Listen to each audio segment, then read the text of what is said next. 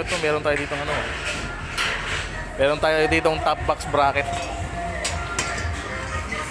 Kauna-unahan, stainless steel top box bracket. So hindi pa siya tapos.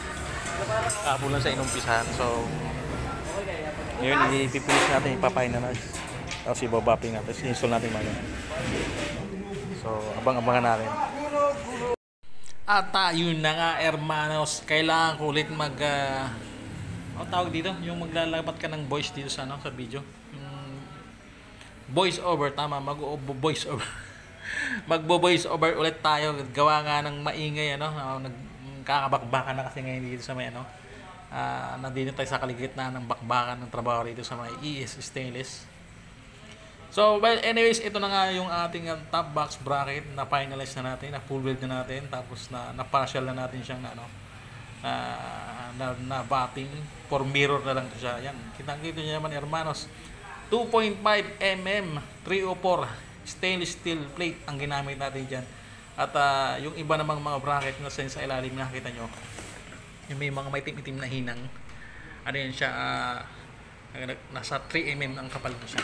So ayan siya. Ayan na mirror finish na natin to dito. At ayan kitang-kita naman, hermanos, hermanas, materiales fuertes, no? Ganyan kagalante rito si Boss Eric pag nagpagawa ka dito.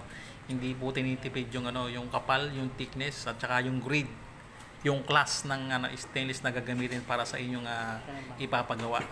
Kaya hermanos, kaya kung may mga project kayong katulad nito o ano man yan sa fabrication, stainless, bakal o ano pa man yan, ang mga machine, ganun, hindi po namin inaayawan yan dito. So ayan, kayang-kaya namin yan. Mirror finish na natin. May mga project kayo na katulad nito, pasyal lang kayo sa may ES Bungabong at pag-usapan natin yan.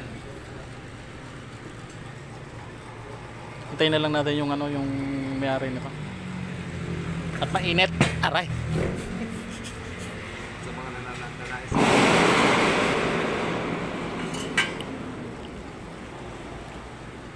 So ayan, stainless steel 304, 2.5 mm yung thickness na ginamitan ng mga materyales.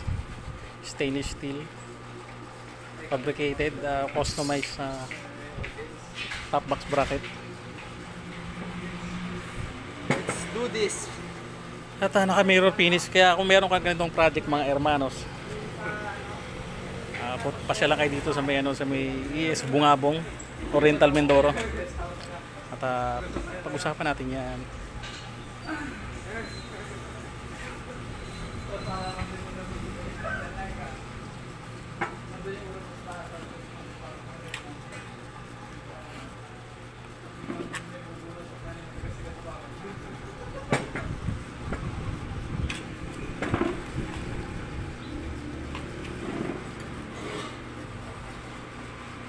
Yes.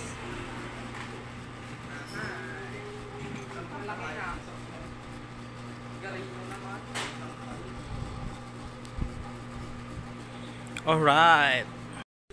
At eto na nga, dumating na nga si customer para ipa-install na yung kanyang pinagawang top box bracket. At tsaka pala hermanos, hindi ito siya yung top box bracket na na combo na makikita mo diyan sa kalsada. Kasi customized to siya. Nag-iisa lang si customer na nag-iisa lang siyang merong ganito. Kasi customized nga to siya, wala siyang kaparis, wala siyang katulad. Kung meron man, I think siguro galing din yan sa Eric Stainless. Kasi gawang Eric Stainless yan. So gusto niyo ng ganitong top box bracket, pasyal na kayo sa may ES. Pag-usapan natin yan. Kabitan na natin yung motor mo para maging formado at sige, gawa natin ng magandang montage yan.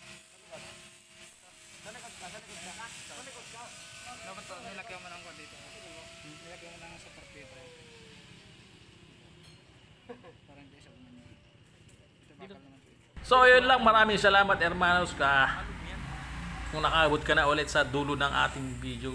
Pahingi man ako ng like, share, and follow ka na rin kung nagustuhan mo itong video natin.